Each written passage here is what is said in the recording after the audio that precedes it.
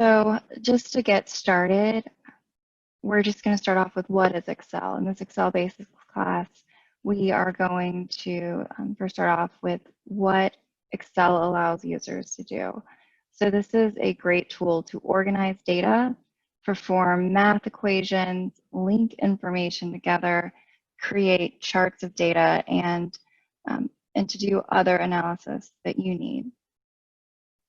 To begin learning to use Excel, it's important to understand how Excel is set up. So to start, it's important to understand that there is the ribbon up at the top, and you are able to, you have tabs. So you have your Home tab, your Insert tab, your Draw tab, your Page Layout tab, your Formulas tab, your Data tab, your View tab, and your Help tab. It's important to note that your Home tab is going to be where most of your frequently accessed features are located. Your Insert tab is going to be where content beyond where you're going to add beyond what's a basic text to the Excel sheet, whereas your Page Layout and Draw tabs are focused more on either drawing or updating the view for easy printing. Your Formulas tab is probably why you've heard of Excel before, because it's where you can really automate those Excel math equations. And your Data tab is actually the ability to pool different data sets and perform analysis using tools that Excel already has created for your use. Then your Review tab includes some things like spell check or thesaurus. It's really important to note, and probably one of my co-professors' favorite things to say, David, I learned this from you, is that it's using the spelling button here is key before you ever send an Excel sheet over for someone else to view. Excel does not automatically run spell check, which is a key thing to note. The View tab will change how your page looks to the viewer on the computer, and you can always tell which tab is selected because it's highlighted. Now within each tab, there are things called groups, and these make it much easier for you to find buttons. So for example, if you are asked to go to the bold button, I can tell you to look at the group on the Home tab. So it's going to be Home tab, and then in the font group, then you can find the bold button. So that's something important to note as we go through the lesson today. For today's lesson, a majority of what we'll be doing is in the Home tab. So that's really where we'll be staying mostly. So inside the spreadsheet itself, we have rows and columns. Rows go horizontally across the page, and columns go vertically across the page. A cell, which you'll hear quite a bit, is the intersection of a row and a column.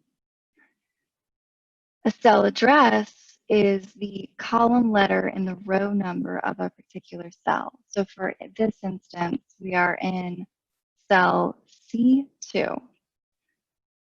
And then the other notable item is the formula bar. The formula bar allows you to double check information, and there's a lot of other cool features that the formula bar allows you to do. So in this case, if I select February, you'll see in the formula bar the information in cell C3, that is February, shows up in the formula bar. It's also important to note that there is a difference between a worksheet and a workbook. A workbook is this Excel workbook that I've opened, whereas a worksheet is made up, it's a screen that allows you to do equations on one sheet and then go to the next. So right now we're on sheet 1, which is an example of what we hope to get to by the end of this class showing how to make your own personal budget.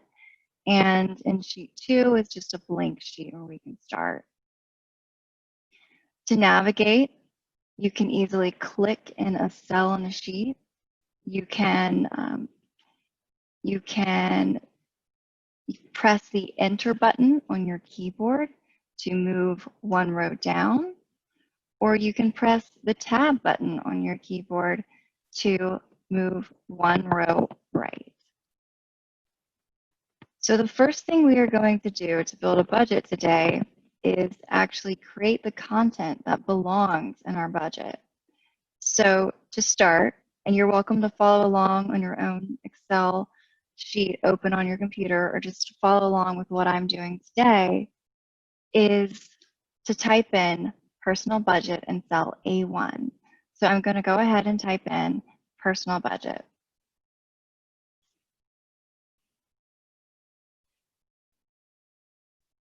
So in this case, once I typed, that you can't see, I pressed Enter once I was done typing personal budget in cell A1.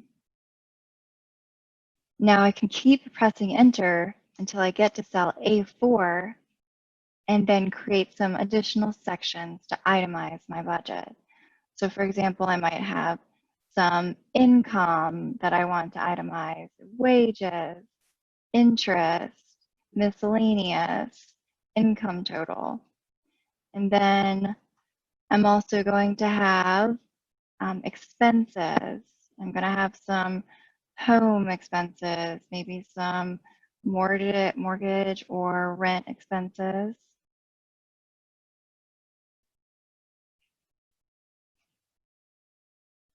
Utilities, phone, home improvement, and repairs.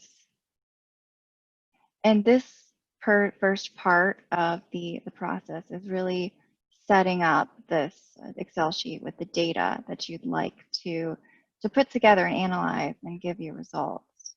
I'm going to go ahead and keep typing this in. I'm going to let my colleague David speak up if there's anything he wants to add while I type in this example data that I want in this scenario. Hey, Rachel, we have a question actually for you Hey. or David. Okay. If you could go over the difference between a worksheet and a workbook again, that would be appreciated. No problem at all. David, do you want to take this, or would you like me to walk through? Yes, I can. So again, the workbook we're in right now contains multiple worksheets. So Rachel's actually editing sheet 2 of this workbook. So the whole workbook would be kind of your document. So this one is kind of titled Excel Basics Personal Budget. And that document contains multiple worksheets. The multiple worksheets are useful for kind of organizing various pieces of data or parts of your data. And then they can all kind of be interconnected back, that are all contained within one workbook, can all be referenced from multiple worksheets within that workbook, if that makes sense. I was going to ask if this font size works, or would anyone like Rachel? We could zoom in some. That'd be helpful for anyone.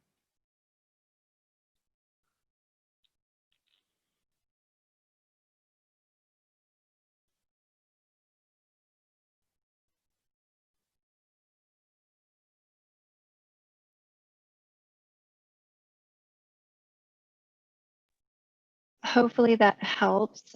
Let me know if you need me to make it a little bit bigger.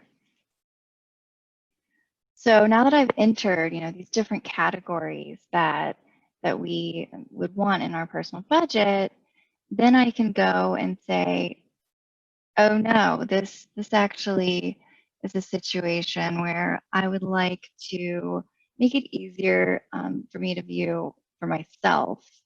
So I can actually scroll up and select personal budget. And in this scenario, I might actually navigate to the home and font, and then the increase font size button, and press the increase font size button to make the size larger for my personal budget title. That makes it a little bit easier for me to see. I've also noticed already after typing that there's a text that goes over the lines drawn by the column A. So what I can do is actually hover over my line between A and B, and you'll see this, what looks like almost a cross where there's there's an arrow on the left and an arrow on the right. Once I see that signal, I can actually click with my mouse and drag to make my column A bigger and easier for me to see.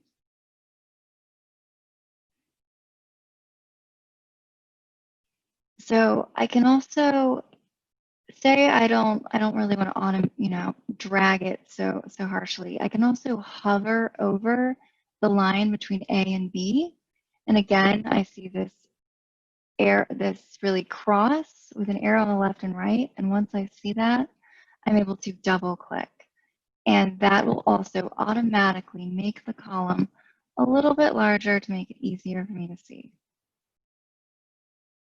It's important though when you do this that changing the column width will change every single cell's width in that column. So it's not only some items that change, it's going to change the whole width of the column. So moving on to the next item is actually talking about making Excel work a little bit smarter for you. So Excel has a ton of tools available to make our lives faster and easier. And one of those is being programmed to understand cycles like the months. January comes after February. So that means that in this case, we don't have to type information such as January, February, March in the Excel sheet for every single month. So I can actually select, let's say I'm going to select cell E3, okay, and I am going to type in January. Then press enter. I'm going to go back and select cell B3, and then I'm going to hover at the bottom right to see a handle that says this is an autofill handle. So this again is that cross, but this time there's no arrow on the left or the right.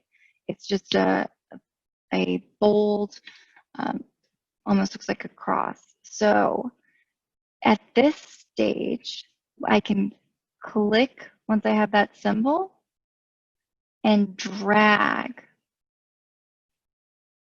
until I see the prompt for December.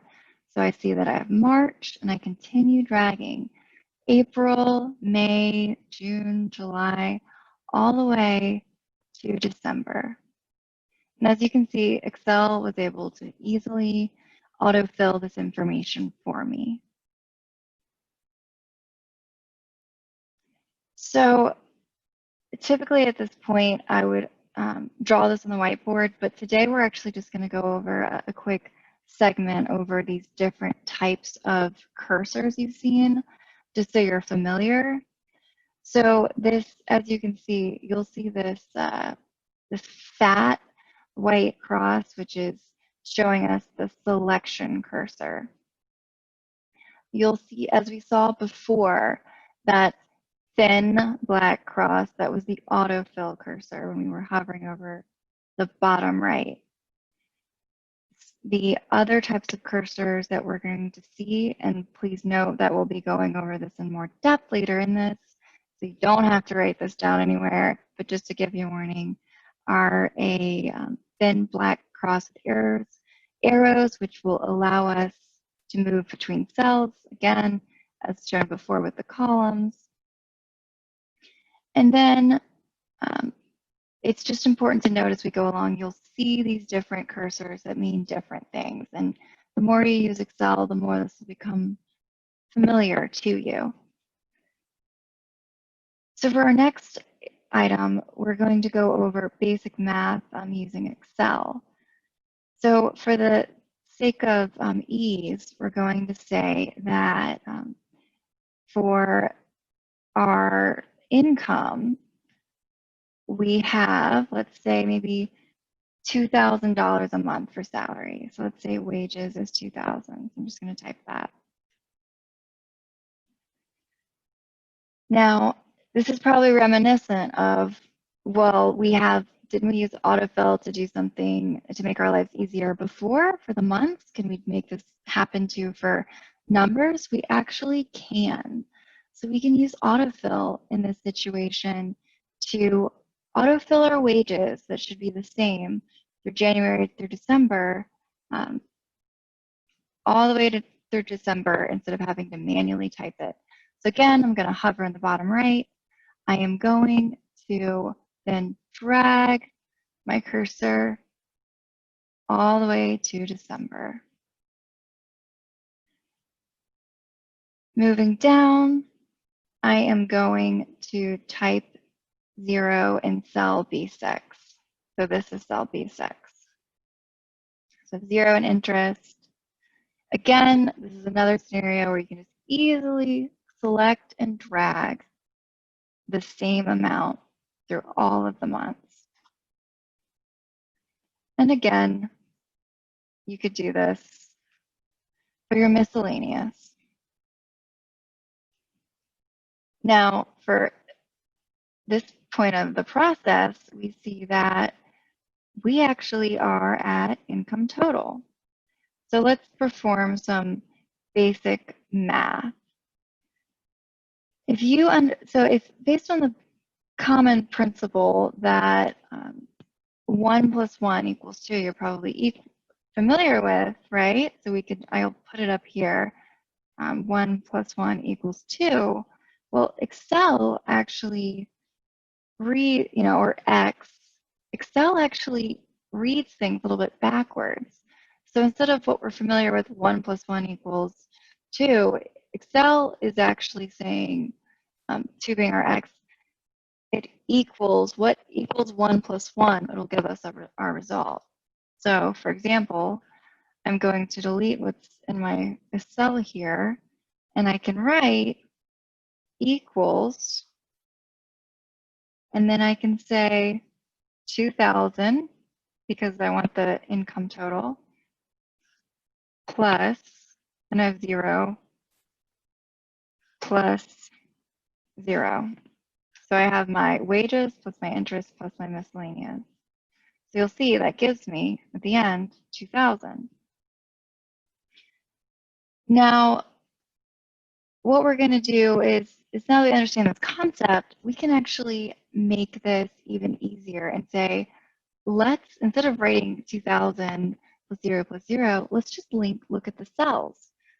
So I can actually press equals and then tell Excel that I want you to look at cell B5, which contains my wages, plus I want it to add cell B6, which contains my interest, plus cell B7, which contains miscellaneous income. So I have 2,000 as well.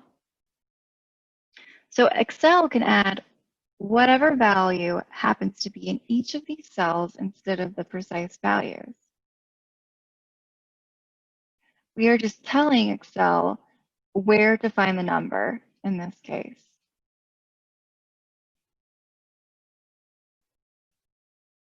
So what we're going to do next is actually use autofill again. So we can actually hover over, select when we see our cross without any arrows, and drag our autofill to tell it to do the same equation across every month. Excel has this neat feature called relative and absolute references, and automatically uses relative references. And so in this case, Excel figured out when you dragged and dropped that you really wanted the next month when you were autofilling. And we can go along, and please speak up if you have any questions. But we'll show this a few more times in this exercise. So right now, even though we're looking at a budget, it's not as obvious that we're talking about money. So if you think about what typically tells us we're talking about money, you're probably thinking about dollar signs and decimal points. So we can actually change Excel to have cell formatting that is currency.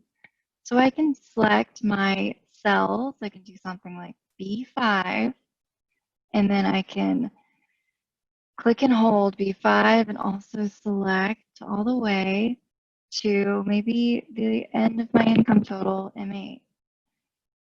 So I've dragged my mouse to select all these items.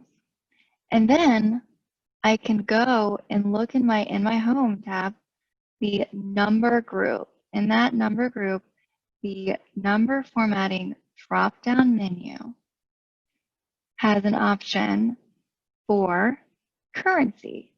There's the dollar signs and the decimal points that I'm looking for. So I can actually click currency to see that there is a case of, oh, I can see my dollar signs and decimal points. Now, I might not want that view. I could probably maybe I want to see it in a different manner. I could also just choose number or any other type. And one of the great things about Excel is that you can change this at any point in the process if you decide that you want a different view. So I'm going to choose currency. In this particular case, as you can tell, I'm also having some issues with being able to see my numbers, those weird pound symbols. So I can go and hover over the line between B and C until I see my wonderful cross that shows me with the two arrows, one on the left, one on the right. And once I see that, I can double click. And that automatically resizes it so I can easily see my number. So I'm going to repeat that just so you can easily track, so you can easily see the information because I've changed the format and the columns weren't initially made to fit that sizing. So I'm going to go ahead and use the same process moving down for my other information. So moving to expenses, let's say I want for home, I'm going to use, we could use maybe for mortgage and rent, I've got 750. For utilities, I might want 100, phone 80 a month, home improvement and repairs 100. So now I have this group for my home total. And again, we're looking at this ability for AutoSum to do addition. So Excel understands basic commands like adding all of the numbers in a range of cells. So let's go ahead and fill in the values for the living expenses as well, so we can AutoSum these totals. So I'm going to, maybe for my groceries, I have maybe 150 a month, 200 a month, 60 a month.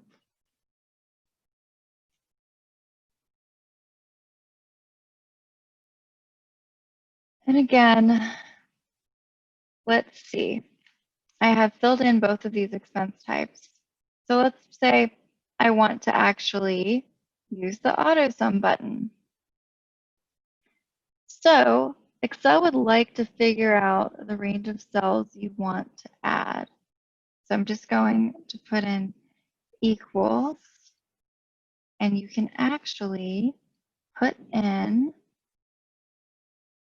again, you can select the cell that you want, and then plus, you click the next cell you want, plus, which is the next cell you want, plus, and then the remaining cell you want. Maybe it's not as easy to select, and you can say cell B15. In the same instance, I'm going to do it again as well by saying equals And in this case, I'm going to make my life a little bit easier and just choose to type it because maybe that's what I prefer. So I'm going to B19 plus B20 plus B21 gives us a sum of 410.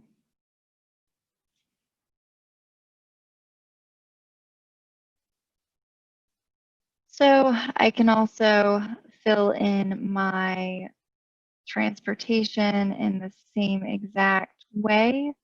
So we could make up some transportation expenses.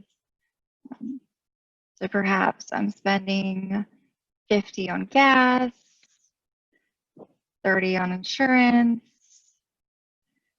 10 on parking a month, 5 on public transportation. I know these are low numbers in this environment, but honestly, depends how much you're traveling to. So in the same example, I'm going to click cell B25, put in a plus, click cell B26, put in a plus sign, click cell B27, put in a plus sign. I'm going to type cell B28 to have my total, my transportation total. So far, at this point, we've only looked at putting together formulas in continuous cells, though. But we can perform math across the workbook. So, thinking about the numbers that add up to give us our total expenses, we see that we've already created these sections that say totals. So I have a home total, a living total, transportation total.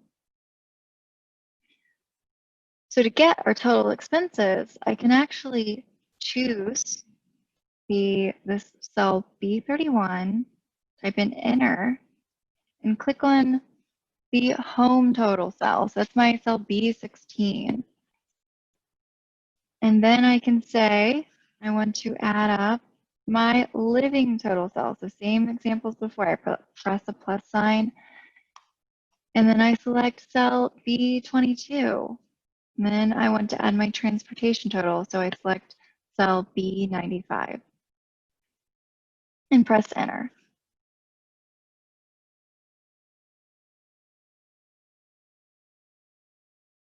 So I've gone through this information and this walkthrough of how to add all this information up in a continuous line as well as in non-continuous cells.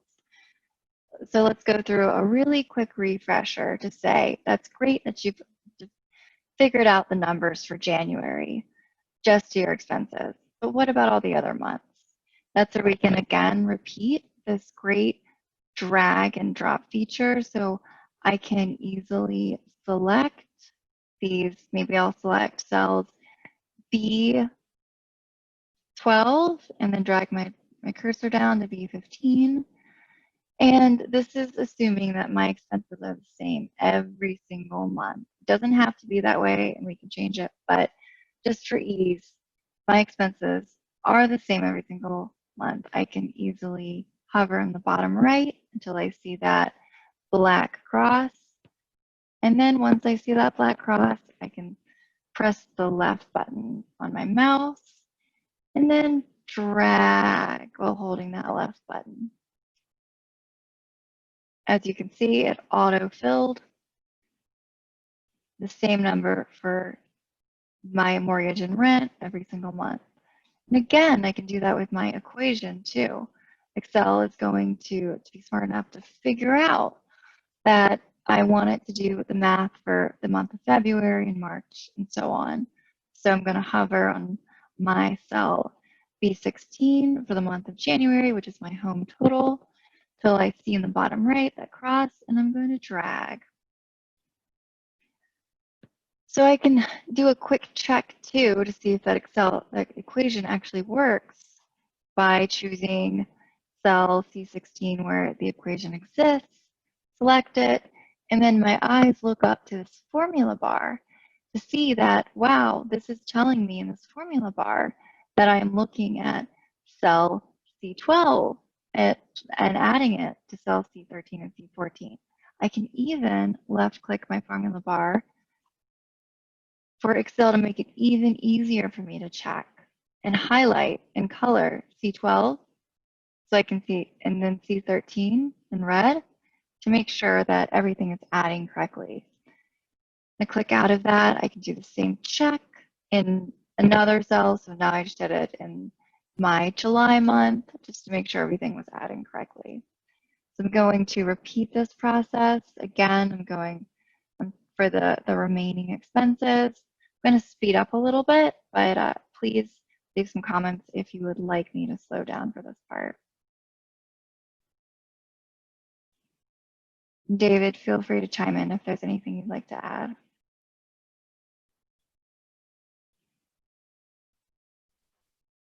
I think as she's doing this, something to note is to make sure you get some practice in on this. There is a key part of understanding how to find the autofill handle.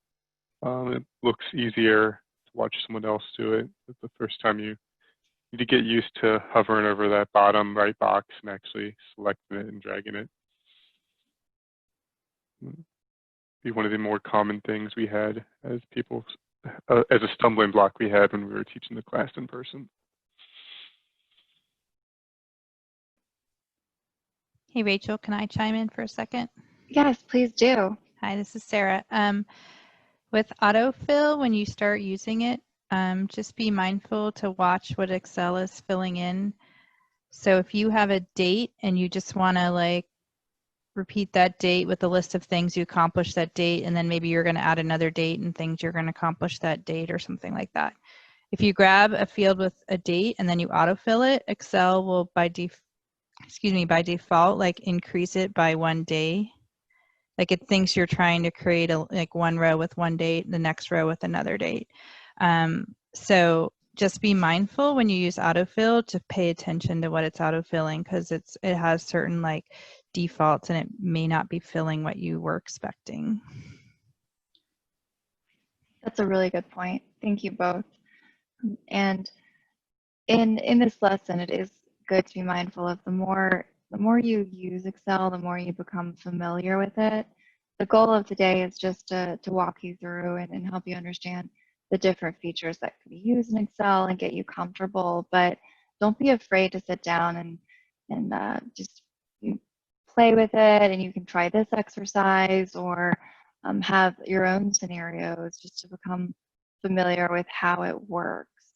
It really is a tool that the more you use it, the more you'll see the different applications and how it can be helpful for you. It's pretty useful, but most of the time, even now, I'll come across problems as well where I might not know immediately how to solve it, but I can start exploring through Excel and seeing some additional, maybe some areas that I haven't used as much. Maybe, you know, that maybe there's some formulas I haven't used before, but I've encountered an instance where I really need a formula that multiplies and then divides in one cell for me, and Excel might already have it, and I've just looked around to find that feature. So it is really a tool that the more you just have fun just trying it out, you'll learn some more. But at the minimum, this is just a great way to start just with this exercise. So in this part, we've actually gone ahead and ended up with, again, we have our expenses, our income, but you'll see that, yes, we did a great job of formatting our cells to make the currency clear for our income, but we should probably make it consistent for the rest of our cells. So just to remind you, you can easily just select, I'm going to left click on B12, hold my mouse down and drag all the way to the cell I want it to stop on. So that's going to be M16. I'm going to navigate in the Home tab to the number group, to the number drop down, And then I'm going to choose currency just because I prefer to see it that way. And I can just do this again just for all of my information, so it's easy for me to see in the manner that I choose. So I can also say I want to make my personal budget stand out on the page so it looks better for me to, and easier for me to understand. I can select cells A1. Maybe I'll just drag this down to M1 and say I want the font for A1 to M1 to be Arial. So I'm going to go Home, Font. And I'm going to click this drop down and ask it to be Arial. And then I'm going to ask it to be, let's choose, and I'm going to type in 28. So it's larger. And I'd like to change the cell color to dark green in this case. So I can actually hover. If you'll see, that's my fill color. And I can press this drop down arrow and change it to a nice dark green. I might want to change the font color to white. So again, in Home, Font, Font Color, change the font color to white. And then I might want to also modify my income so it just stands out on the page. So I can select cells A4 to M4, drag over, and I can make the font Arial again.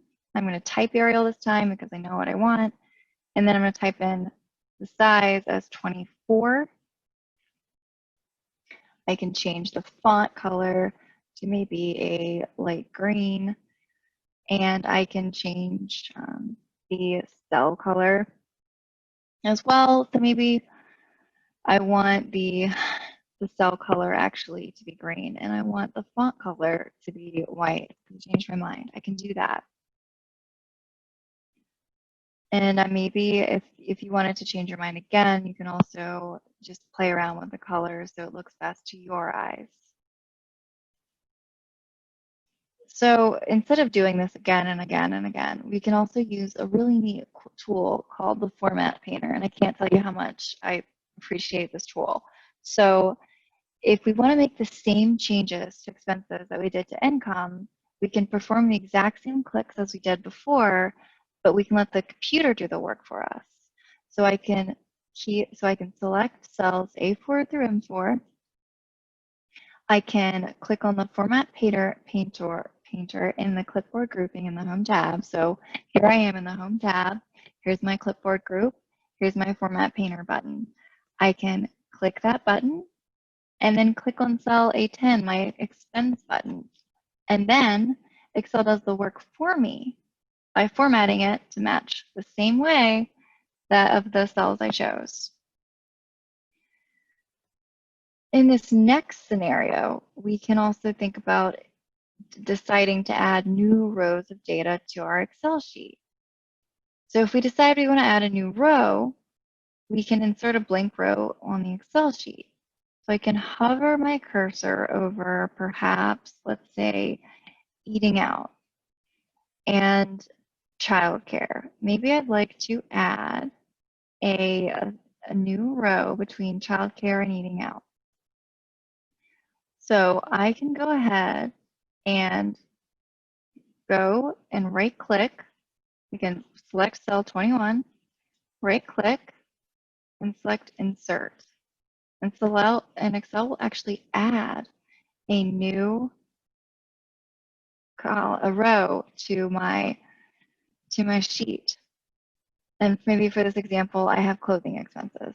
I didn't think about that when I first made this sheet, but after review, I need to add clothing expenses. So I can go and say maybe it's $100 a month. I'm very expensive, apparently. In this scenario, I'm spending too much. And maybe I only spend 20 the next month. And then after, I can fill this out based on how much I'm spending a month. Maybe I'm consistent, and in this case, you can easily drag at any point and autofill for each month if I'm consistent in how much I'm spending. So now you'll notice though, my current equation does not include the actual new column because it's set up to add the total expenses through for just by the actual cells. So I'm going to try to use the AutoSum feature. So to start, I'm going to actually tell Excel that I don't want this living total calculation. I want to use its features. So in this example, I'm going to go and delete that information. And then I'm going to navigate to my home button. I am going to go to my editing tab. I'm going to the AutoSum button. So in this, I'm going to press the AutoSum button in my editing group, apologies, and press enter. As you can see, Excel this time summed up the information in this group for me. I didn't have to do all of those selections. I can also apply that concept to my the remaining months. So again, I'm going to actually use my autofill feature and hover over the bottom right of the cell and drag all the way to December. I can easily check to make sure that the equation is correct by selecting maybe for the month of April, my total, and selecting inside of the formula bar, the sum, and see that it's E19 to E22, which selects from the cell E19 to E22 in a continuous line. You know it's a continuous line by the colon located in the middle. And just Rachel, we did get one request to show the format painter one more time, if you could. Yes, of course, thanks. So for the format painter, I can actually, in this example, perhaps I would like my expenses to look like this personal budget. So I'm going to choose my personal budget cells that I'd like it to copy. So cell A1 to cell M1. And then I am going to click the Format Painter button. So again, I'm going to select cell A1 through M1 because I want it to copy that darker green layout, and that, I like that font size 28. And then once I've selected cell A1 through N1, I am going to click the Format Painter button located in the Home tab clipboard group. So select that button, and then I'm going to choose what I want to apply it to. So I want to change my expenses to match that personal budget layout. So I'm going to just use my left click mouse button to select cell A10. And as you can see, just by doing that, Excel updated the expense layout to match the personal budget layout using that Format Painter budget. I'm going to be honest, I don't really like that look. I actually want to go back to the way that income looks. So my income and expense match. So just one more time, I'm going to say, actually, I want to copy income to make expenses look like income. I'm going to select cells A4 through M4. Once I've selected, so it's going to be left click and drag your mouse across those cells I want it to copy the formatting of. I'm going to navigate to the Home tab, Clipboard group, and the Format Painter. And I can see as a quick check that Excel has actually got these moving dotted dashed lines going around my selected area.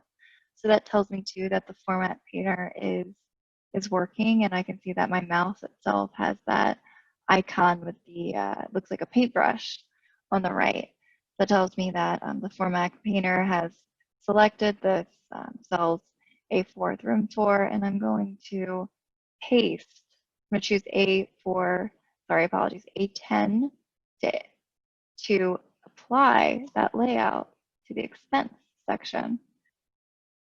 And that was much better. I like how the income and the expense match.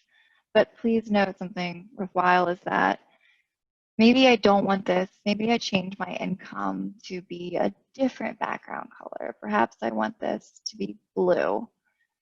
Well, in that case, it's not going to auto update for my expense layout. I'm going to have to use the same process to select the layout, use the format painter, and select where I want it to copy that layout to, so the expense.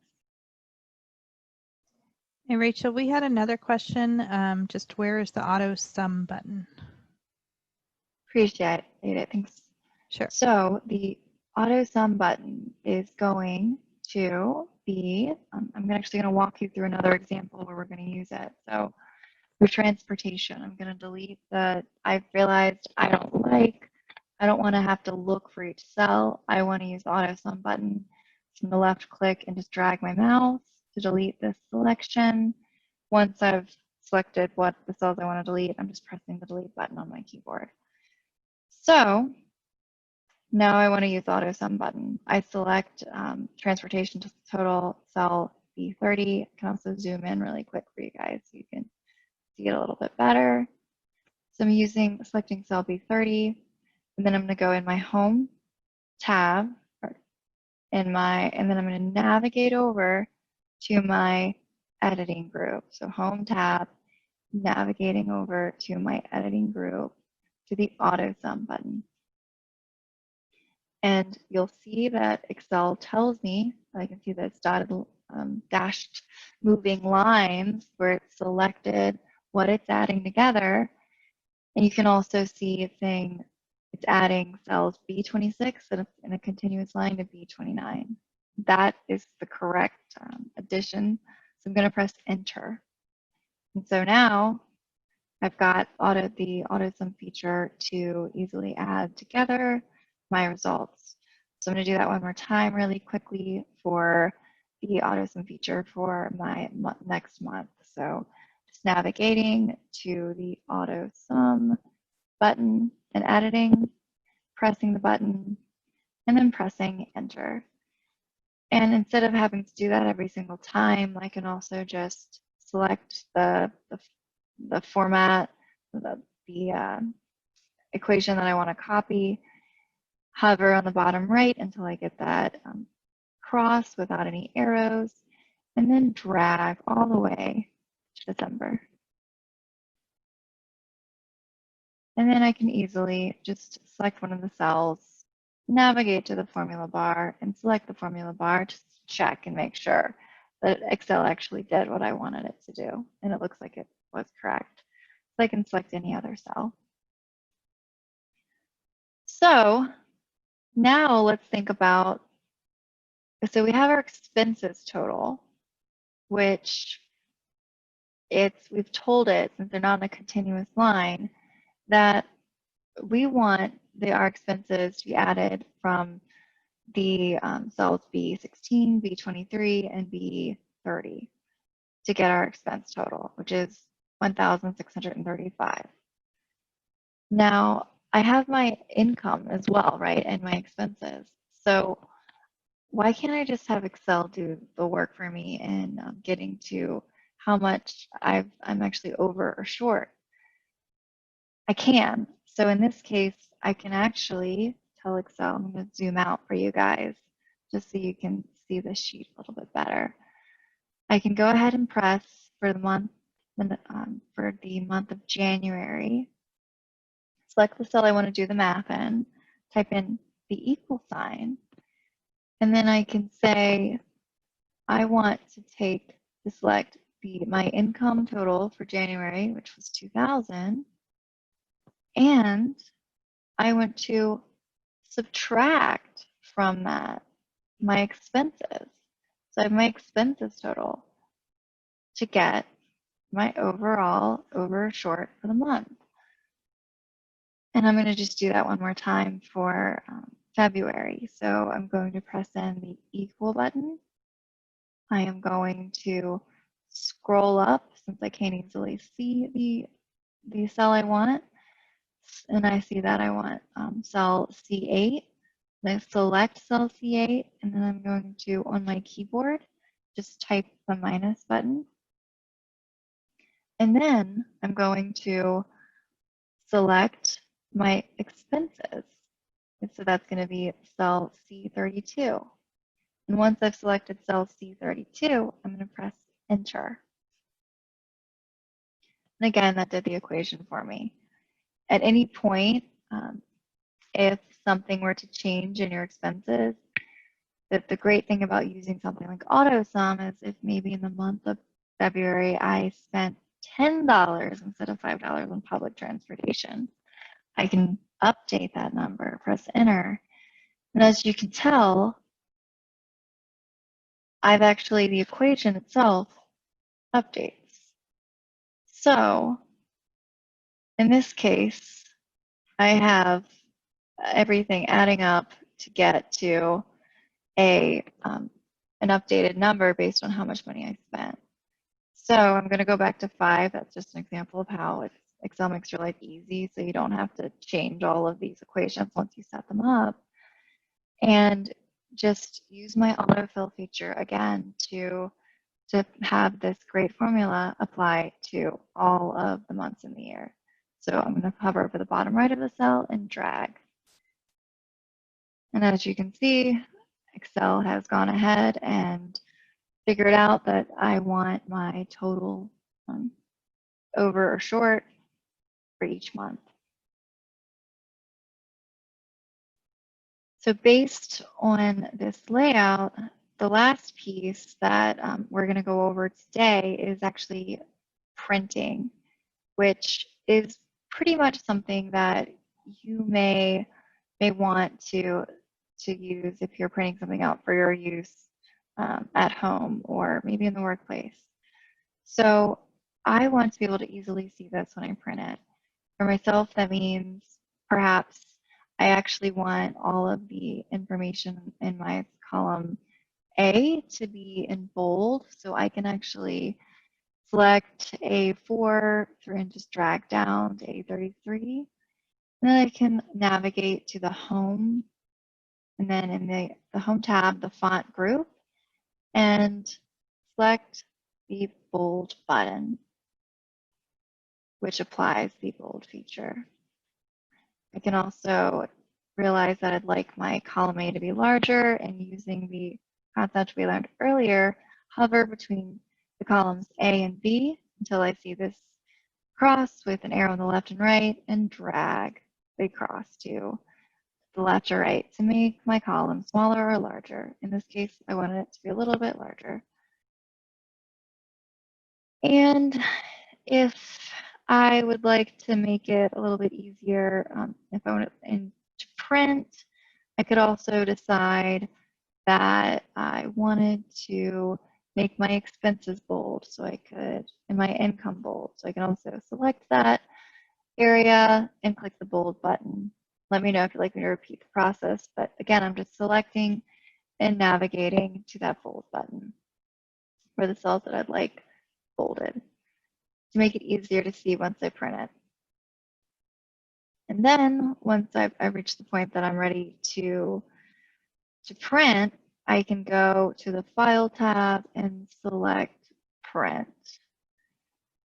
If you give me a moment, I can walk through. So to navigate, you'll just go to your File tab, which is the left, and navigate to the Print button in your File tab. That is the overview right now of everything that we were planning to share today.